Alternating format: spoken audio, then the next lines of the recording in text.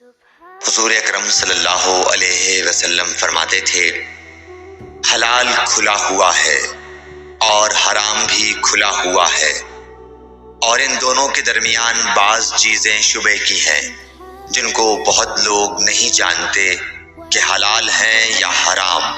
پھر جو کوئی شبہ کی چیزوں سے بھی بچ گیا اس نے اپنے دین اور عزت کو بچا لیا، اور جو کوئی ان شبہ کی چیزوں میں پڑ گیا اس کی مثال اس چرواہے کی ہے جو شاہی محفوظ چراگاہ کے آس پاس اپنے جانوروں کو چرائے۔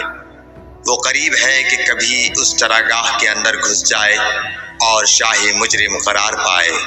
سن لو، ہر بادشاہ کی ایک چراگاہ ہوتی ہے، اللہ کی چراگاہ اس کی زمین پر حرام چیزیں ہیں، بس ان سے بچو۔